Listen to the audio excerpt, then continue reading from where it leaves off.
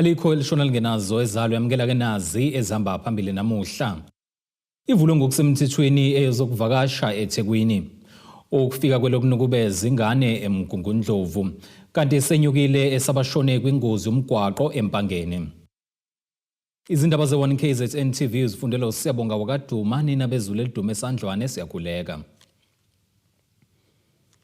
Usekela mengameli wakuleli uPaul Mashatile uthi kuyajabulisa ukubona osomabhizinisi bakuleli kuyiba abaningi abakhombisa ngemisebenzi yabo kwingqungquthela yezokuvakasha iAfrica Travel Indaba njengoba lokhu kusho ukuthi sebekulungela ukusebenzisana nokusabalalisa abanakhe emazweni angaphandle. uMashatile bekhuluma ngesikhathi kuvulwa ngokusemthethweni lengqungquthela yezinsuku ezintathu ebibanjelwe eThekwini. Ukhuthazwe usiko lokusebenzisana kwezamabhizinisi kubantu abavela emazweni ehlukene eAfrika ngesikhathi kwethulwa ingqungquthela yezokuvakasha iAfrica Travel Indaba. What really pleases us is that there are a lot of people also from the continent here, various the tourism groups, people who own lodges, hotels are here. And we want to see this kind of interconnectedness. We want to see African people working together, doing business together, sharing experiences, cultures, and that's what this Travel Indaba is doing. Is really putting people of this continent together. But as you can see, they are interacting with other people from all over the world. Yes. South Africa is a beautiful country. Abamabhizinisi ehlukene avela kuleli kanye nasemazweni angaphandle asebenzisa lengqungquthela ukukhangisa ngamabhizinisi awo ngenhloso ke ukuheha abatshali izimali kanye ke nezivakashi. Kuvela ukuthi lo mkhakha ufake amaphesenti angu-6.8 emnothweni wezikazi Afrika ngonyaka u-2023 kanti ke kuleli ufake u-8.9 amaphesenti. Ungqongqoshe womnyango wezokuvakasha kuleli uveze ukuthi bakhulumisana nezinhlaka ezahlukene ukuphucula wona lo mkhakha. As a Department of Tourism, we are working together with municipalities, with the provinces, and helping to maintain our natural heritage sites. But we also invest in new tourism assets. So every year, we invest from the Department of Tourism, we put in 770 million. And for this year, for the first time, we're going to partner with the PIC and get them to match us rand by rand. We're also discussing with the IDC because the more we can diversify our tourism offering, the more visitors we will bring. So we're very hopeful that everything will work out and we can grow the sector even more. Kuzokhumbuleka ukuthi ezokuvakasha zikhahlumezeke kakhulu ngesikhathi soCOVID. Abebekhangisa ngemisebenzi bathi ukuba ingxenye yalengqungquthela kuyawakhulisa amabhizinisi abo. Uma abantu bengasiboni lokho kugcina kwenza abantu besikhohlwa. So masila senzele ukuthi abantu babe nale awareness yokuthi amahotela ethu akhona, not just to arrange but ama holiday inns akhona like throughout umhlaba. So njoba sila sifuna ukuthi abantu basazi sibonele even with ama floods abekhona aphinde athi kusinyakazisa as i-tourism sector. But siyabonga nje kakhulu ukuthi sesiyabuya even with ama numbers nomthamo wabantu abavakasha emahotela uya ngokuya uyanyuka. So everywhere you go in the world there's always there's a risk of something, and I think Africa's no more risky than a lot of other countries in the world. I would argue that anywhere else there are always risks, whether you're in New York or you're in London or you're in Cape Town or Johannesburg. Ingqungquthela izophuthulwa ngoLwesine ezindabeni ze1 KZN TV kubika uNtomkhona Mvubu eThekwini. Inkantolo yesifundo eMgungundlovu isihlehlisele usuku lakusasa icala libhekene nowesiliso ngokudabuka ezweni laseMozambique osola ngokunukubeza ephindelela ingane yentombazane eneminyaka eyishumi ubudala eHaniville eCobsville eMgungundlovu. Ngokusho kamama wesisulu, umsolo waqala ukuhlukumeza isisulu ngonyaka ofile sisaneminyaka eyishagalolunye esithembisa ama50 waphinda futhi wasisabisa ngokusibulala. Bebephume ngobuningi babo abantu baseHaniville eCobsville eMgungundlovu ukuzokoseka umndeni wentombazanyana eneminyaka eyishumi ekusolakala ukuthi nukubezwe owesilisa ongokudabuka ezweni laseMozambique. Umndeni walentombazanyana ubizwe othisha esikoleni ebefunda kuso ikhombisa izimpawu zokuhlukumezeka yasikhomba umsolwa ongokufika kuleli. NgoLwesibili ngomhla ka6 ngibhalelwe incwadi wothisha esikoleni. Bathi bacela ngifike ngendlela ukuthi umntwana babona indlela akaziphethe ngayo angangaqonda ukuthi iphi leyo ndlela. Ngithema ngifika esikoleni bangibuza ukuthi ungitshelile ukuthi bangibizelani. Ngathi mina uthe umntwana akazi ukuthi bangibizelani. Base bangikhombisa iphepha kade elidwebile edwebe umuntu wesilisa nomuntu wesifazane. Ila babone khona ukuthi khona something eyenzekile enganeni. Sahlala phansi naye sambuza ubengafuni ukukhuluma ngalento kodwa uze wagcina esekhuluma noma umuntu ethe akamazi igama lakhe kodwa engamkhomba mayembona.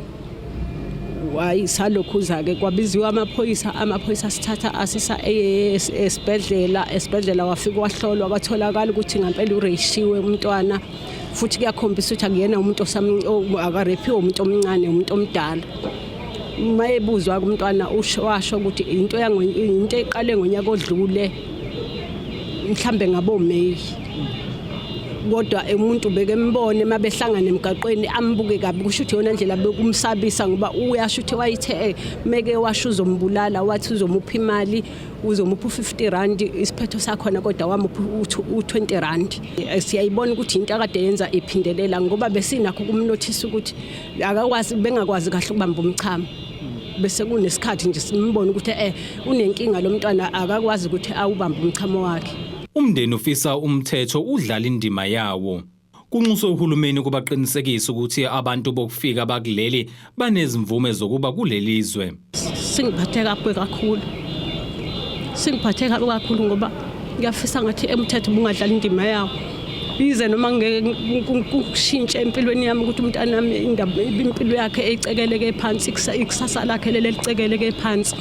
Igugu lakhe lelicekeleke phansi umlando wakhe akade ulandisa ingane zakhe ngobuntombi bakhe ukuthi mawuyintombi ubesigabeni esinjani. Umsolwa uvelile enkantolo namhlanje waseyalelwa ukuba aphinde futhi abuye kusasa sekukhona utoliko ozokhuluma ulimi lwakhe. Kodwa okubaluleke kakhulu ukuthi uhulumeni kumele aqinise ama-borders wethu asengena abantu bokufika abazingenele engathi nje bangena ekhishini ekhaya. Sithi kulezi gameko ezenzakalayo lapha ngaphathe ewadini asithukuma kuyimanje sinegameko ezimbi ezenzakalile ewadini ezithusayo kuyimanje kunosisi wethu osele lapha emuva owareshwa abafana abawu10 nakhona futhi umthetho sithi awudlala indima uhambe wababopha labantu ngoba thiwa bengakaboshwa.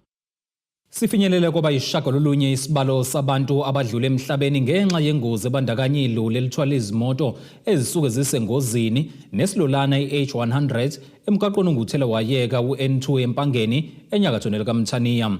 Lokhu ke kulandela ukushona koyedwa esibhedlela saseNgwelezane obekade engomunye wabalimale kule ngozi okushone ujuqu kuyo endaweni yesehlakalo abazalwana abayishagalombili bebandla intathakusa Church in Zion bebuya ke esiguqweni esikhaleni sebebheke emakhaya edukuduku nasekhula village eMtubatuba.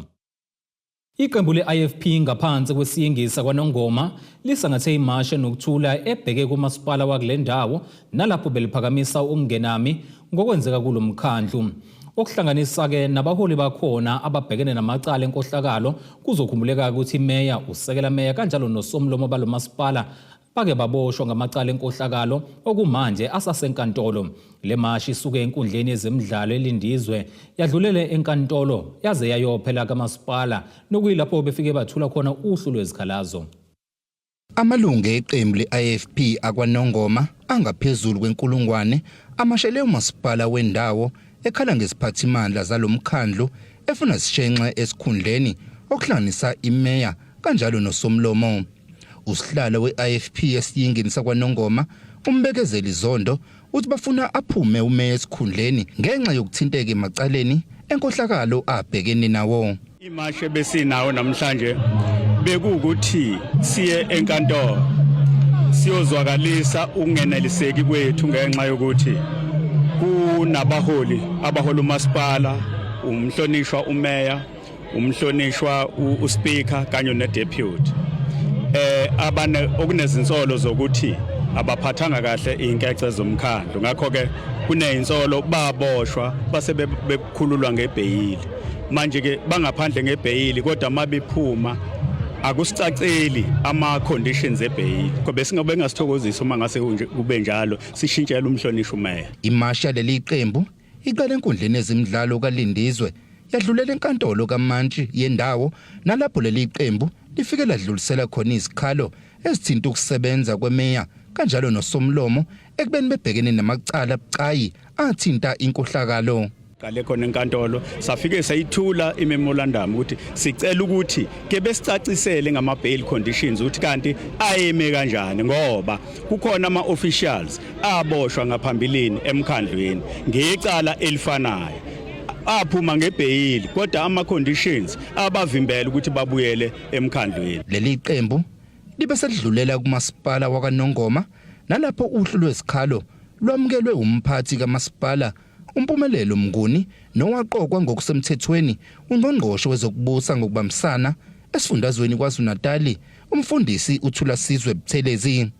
uMnguni uthembisa ukudlulisa lezi zikhalo kwizixaka ezifanele.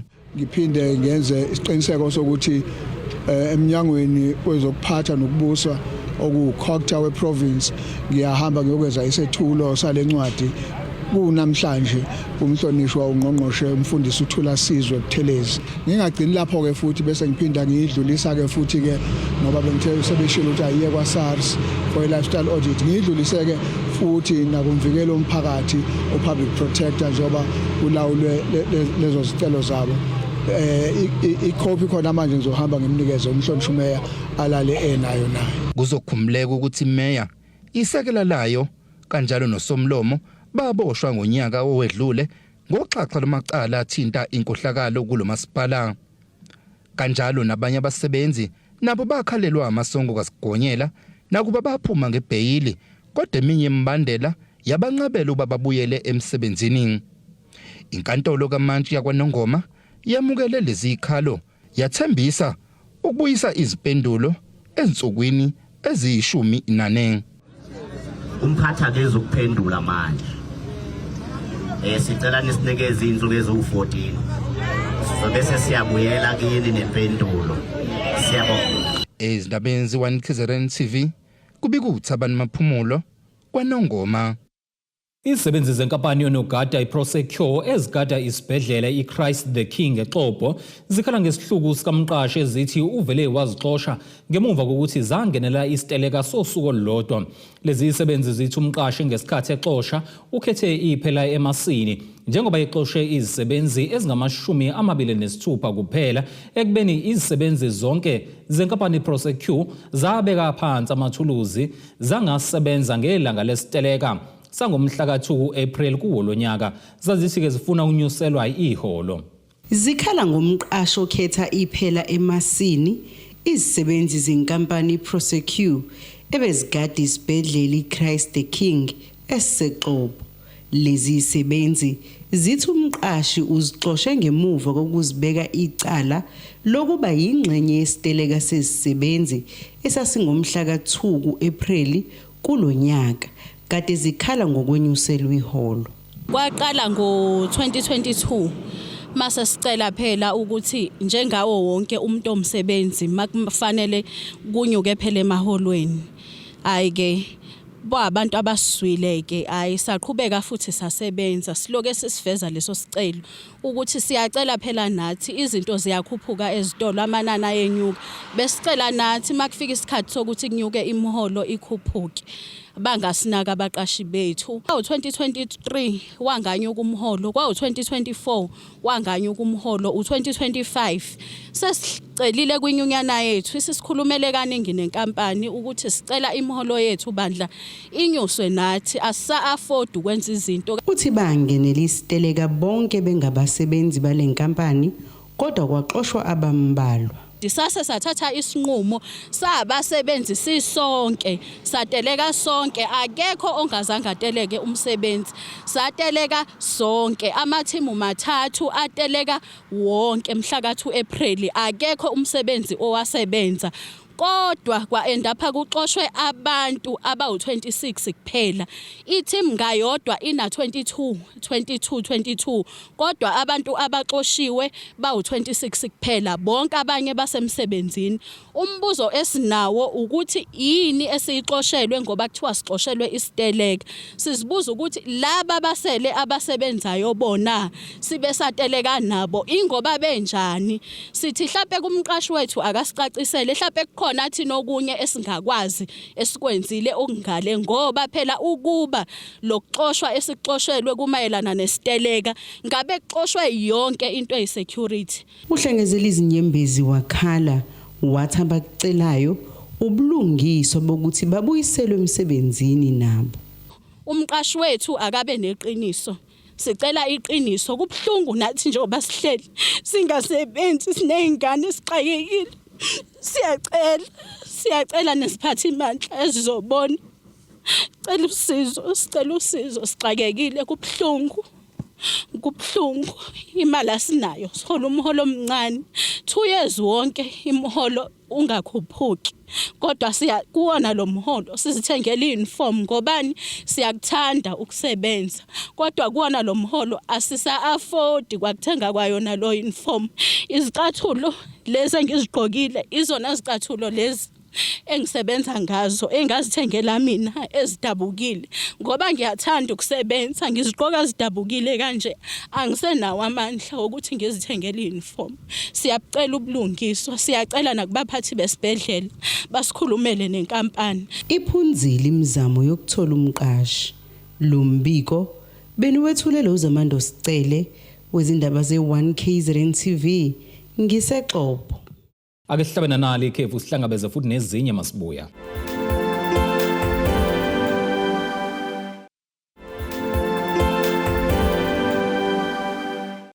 Ake siphinde sikubingelele mekuthi ke usanda kubukela izindaba zethu nazi izihloko esifolo sangazo namhlanje. Ivulo ngokusemthethweni eyozokuvakasha eThekwini. Ukufika kwelokunukubeza ingane eMgungundlovu kanti senyukile esabashone kwingozi yomgwaqo eMpangeni. Kulindeleke aqale ukusebenza ngoLwesine ntambama amabhasi enkampani entsha iSMT azothutha ke abagibeli bakwesakamthethwa namaphethelo kulandela umdonsiswane ngokuqala kokusebenza kwalamabhasi endaweni.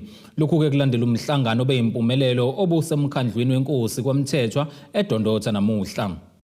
Ngemuva komdonsiswano sothathe isikhathi eside seqinisekiswe ukuthi kazoqala ngoLwesihlanu kuleli sonto amabhasi amasha SMT ukuthutha abagibeli kwesakamthethwa. Umkhandlu wenkosi wesizwe sakamthethwa uthi ke unethemba lokuthi le nkampani izosigcina ke isethembiso sayo. Umuntu senalo ithemba lokuthi ukukhuluma bekuyimdonsiswano sekucishe kwahamba kwafika esivumelaneni, but ke esingeke siqinisekise siwumkhandlu isizwe senkosi. Ngiyacela ukuthi sizwe kahle la. Ngeke siqinisekise ukuthi lokho abakuvumela abazophuma beyokwenza ngoba basayoxoxa. Kodwa besivumelana ngakho ukuthi ngoLwesine odriver bawalanda amabhasi evuke esebenze ngoLwesihlanu. So ilokho kabagcine bekuvumile. Siyacela ukuthi sizwe senkosi kade sesinenkinga abantu beluza amathuba emisebenzi bengasakwazi ukuya la abafisa ukuya khona ukuthi mhlawumbe ilambo ngathi seliyaqala liyakhanya manje. Okunye okuvulelwe ngakho kulomhlangano nalenkampani ukuthi iqhubeke isebenzise abashayeli abadala. Kuchazeke kahle la endlini ukuthi kungani odriver kufanele inkampani lefika ibathathe. Sesik-understandile siwumkhandlu ukuthi noma ngeke ngichaze la but sik-understandile uma bechaza lo melo driver ukuthi kungani kufanele inkampani ibathathe nomkhandlu ubuvele ufisa lokho ukuthi kube kanjalo. So uma kube kanjalo singathokoza ngoba lokho ngeke usidalela umsindo. Inkampani engaphambilini yaxoshwa kumphakathi kulandela ukwehluleka ukwenza umsebenzi wayo wokuthuthwa kumphakathi ngendlela. Umphakathi uthi ujabule ngalesimemezelo sokuqala ke kusebenza kwale nkampani entsha ezothutha kumphakathi kule ndawo. Thina sikufisayo ukuthi umphakathi wesakamthetho ubuye uthutheke kahle ngokuphelele. Nathi futhi njengabasebenzi ade bevele bekhona ngaphakathi enkampanini qhubeka sisebenze sithuthe abantu. Siyafisa kakhulu ukuthi inkampani entsha le ekuthiwa izofika njengamanje kube ukuthi iyaqinisekisa ukuthi ukuphepha kwabantu sikubeka phambili kuphinde futhi kube ukuthi umsebenzi ngoba abantu abaningi futhi angifuni ngisho emsebenzini baxoshiwe kwenzeka zonke izinto emakhaya so namanje silanje sifisa ukuthi noma yinini uma ngabe ukuthi ithuba liyavelela ukuthi sibuyele sothutha abantu sizimisele ngawo wonke amandla ukuthi sisuke la futhi siphinde sibalayisha abantu njengabasebenzi ke nanjenge umphakathi wesakwamthetho sikuzwela kakhulu ukungathutheki kwabantu futhi sizimisele kakhulu ukuthi abantu bethutheke sasiyimisele kusukela evikini edlule ukuthi kuqalwe ngesimo sokuthi amabhasi umnyango usawahlola ukuthi asesimweneni ushanele usenza umsebenzi wakhe bese kulindele ukuthi mawuqeda kuzobe sekuziwa kithi kulomhlangano kuvunyelwe ukuthi abagibeli bazoqhubeka nokusebenzisa amathikithi abebekade bewagcwalisile kuze kuba kayaphela ngaphambi kokugcwalisa kamasha ezindabeni ze1 KZN TV kube inkosi eNhlemthembu kwesakamthethwa eDondotha. Inhlangano yezisebenzi esezithathe umhlala phansi ngaphansi kwesifunda iKing Cetshwayo ihlele umkhuleko lapho ukukhulekelwa khona inhlala kahle yomphakathi. Uhlalo lenhlangano Elios Mkhwanazi uthi ukwanda kwezigameko zokuhlukumezeka ngokobulili iGBV yikho ke okholele ekutheni behlele lomkhuleko becele kumdala ukuba ke ekengenelele zinciphe lezigameko. Ukuhlukunyezwa kwabesifazane nezingane kubonakala ke lezi hlava sikhula usuku nosuku lokhu sekukhathaze kakhulu umphakathi. Inhlangano ezisebenzi esithatha umhlala phansi kwesifunda iKing Cetshwayo zibe nomkhuleko ehholo lomphakathi eNgwelezane ukukhulekela zonke izinkinga esibhekene nomphakathi. Namhlanje sihlangene lapha ukuba sizokhuleka siyothisha abarithayile sikhulela into ezahlukeneyo sikhulekela ukuba kunciphe i-violence ekhona i-domestic violence against women and children. Sikhulekela futhi umnyango wezemfundo ukuba kuhambe kahle eminyangweni kufundwe kahle konke nje kwenziwayo kuhambe kahle. Sizokhulekela nje nenhlala kahle phakathi kwethu nasemphakathini wonke ukuba uNkulunkulu abe nathi. Isimo sezulu esingesihle esidaleke isikhukhula nokubhidlika kwezindlu nemigwaqo nesishiyeke imindeni eminingi ingenamakhaya ngezinye zezinto ezibe seqhulwini ukunxanxa ke umdala ukuba ke angenelele. Sikhulekela futhi nesimo sezulu ukuba labo abalimala izinto zabo kunciphe nje ukuba kube khona ukulimala kwezinto nempahla ngenxa yesimo sezulu. Impela kukhona nabanye bethu aba-affectekayo ukulimala ngesimo sezulu. Siyambonga kodwa uNkulunkulu ukuthi uyasiza ukuba ukuthi lokho kwakulimele kubuye futhi ngendlela uNkulunkulu asilekelela ngayo. Ezemfundo, ezempilo nokunye nje ukuthinta umphakathi bekungenye yezinto ebeseqhulwini lokumkhuleko wanamhlanje. Lesigezi indaba ze1 KZN TV nginguSamkethiswa Ngqulunga kuseNgwelezane. Kuzodla imali engaphezulu kwezigidi ezintathu umsebenzi wokufakelwa komphakathi waku-Ward 26 ugesi eMnambithi enhlaneni kaMthaniya. Lokhu ke kuvele ngesikhathi imeya lomasipala Alfred Duma uZamasibisi ethula ngokusemthethweni usonkontileka ozofakela imizi eyi-15 ugesi. Imeya kamasipala Alfred Duma uZamasibisi uthi kuyisifiso sabo njengomasipala ukuba befakele bonke abantu ugesi. Namhlanje besilapha kwa 29 endaweni ebizwa ngokuthi kwaNogetshane eAllen Home la besihambise khona usonkontileka ozibiza ngokuthi uArbusisiwe Pty Ltd oyosixhumela ugesi lapha ya emindenini eyama50 uzokhumbula phela msazi ukuthi kumbhidlango wethu njengomasipala waseAlfred Duma ukuthi asifisi kube khona neyodwa iwadi enomuntu ongenawo ugesi. Lwamphakathi ke wasendaweni elapha ngaphesheya kwemfula indaka ubusenenkinga yona yokuthi ugesi bungakazofinyelele kibo. Namhlanje ke besiyoxazulula leyo nkinga. Uqhubeka ngokuthi lo msebenzi uzodla imali engaphezulu kwezigidi ezintathu. Mhlawumbe ukufishanisa nje ngingachaza ukuthi lo yamsebenzi uzodla isamba semali ebalelwa ku3,420,000. Abantu abaqashiwe lapha ya esihambe sebeqashiwe namhlanje bawu8 abahlomule ngamathuba omsebenzi sazoqhutsheka qashwa abanye ababili abazogada site abama security kuphinde kuqashwe ke no CLO kusho ukuthi sebebonke abantu bomphakathi abazohlomula lapha bazoba u11 lo msebenzi uzothatha inyanga ezintathu bese uyaphela sidumileke futhi siyakholwa ukuthi sisazoqhubeka nokuduma kahle ngokuthi masiqala iproject siyayiqeda siyakufakazela ukuthi iproject iqala ngoba isine budget so njalo masiqala iproject siyayiqeda. Uphinde wanxenxa umphakathi ukuba ukhokhele ugesi ukuze ungahlangabezani nezinkinga. Nakhona lapha sikukhulumile nabantu bakhona ukuthi ayikho into embi njengokuthi abantu bakithi bakhale ukuthi ugesi abanawo. Sisebenze siwumasipala kanzima ukuthi uEskom azabafakela ugesi mayese ufakile bese bengawuthengi ngoba phela uEskom ibusiness ukuze aqhubeka kwazi ukuyofakela abanye abantu abangenawo ugesi kufanele ukuthi la sewufake khona ugesi akwazi ukwenza inzuzo ngogesi asewufakile. Siyakhuthaza ke kubantu bakithi ukuthi ugesi abawukhokhele abawuthenga ugesi angeke kube iqiniso ukuthi uzoba khona ugesi wamahala engani ngishiya inkuni ababasa ngeenkuni avele kusesezise ekhaya kufuneka ufaka amandla uyozitheza uma ungena amandla okutheza kufanele uthenge ngoba ngeke kube into yamahala bayazi abo paraffin bayazi abamagesi ukuthi awuveli ubase nje ungathenganga. Kubi uThobe Kadladla ezindabeni ze1KZN TV ngisemnambithi. Ake siphinde futhi sihlabene nalo elinye ikhefu sihlangabeze nezinye masibuya.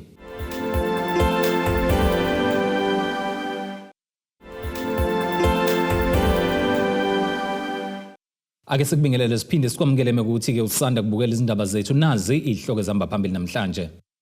Ivulwe ngokusemthethweni ezokuvakasha eThekwini. Ukufika kwelokunukubeza ingane eMgungundlovu kanti senyukile esabashone kwingozi yomgwaqo eMpangeni.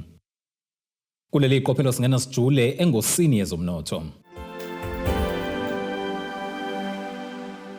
Irandi lakuleli u18.23 uma liqhathaniswa nedola laseMelika libe u20.26 uma liqhathaniswa nopondo waseBrithani liphinde libe u24.7 uma liqhathaniswa neeuro laseEurope.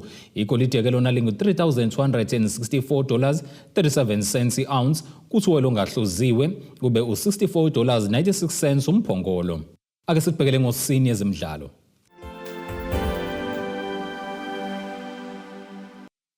Yize esephumelele ngesizini yokuqala ukwenza osekuhlule abaqeqeshi abaningi beKaizer Chiefs okukuletha indebe neTurena kodwa kuNazarudeen Nabi akafuni neze lokhu kumenza nethezeke ngenxa yempumelelo kwiNedbank Cup ngoba ke imaqala akuzele eNingizimu Afrika. uNabo wayevele landela ukuzoqeda indlala yezicoco yeminyaka ukwenze lokhu ke ngokunqoba kuOrlando Pirates ngamagoli 2 kwelilodwa kwamanqamu weNedbank Cup ngomgqibelo eMoses Mabhida Stadium eThekwini. Ngemuva kokuqeda ishobo leselihlule abaqeqeshi abaningi sukela ngesizini ka2014-2015 uNabi ke uthe ngeke ajabule kuze kweqe ngoba ke akuzele eNingizimu Afrika imakuqala ukubaluleke nokho lomqeqeshi waseTunisia ukuthi ke uzolidinga usizo labalandeli kanjalo nesineke kubona ngoba ke lokhu kuzodingeka uma ezophumelela. Ake sibhekele nasisimo sezulu ongasilindela.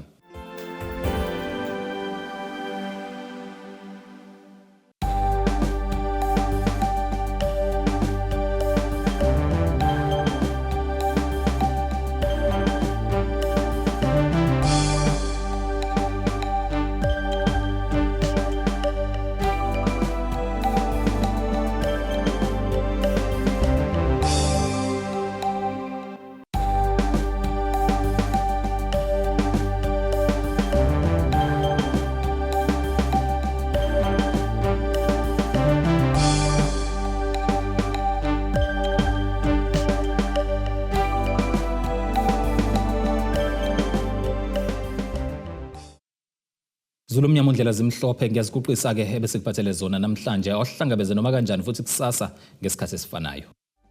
Abethuli bethu bezindaba baxhaswe iThulis Bayview Bridal. Ungabashayela kulezi zinombolo ezivelile.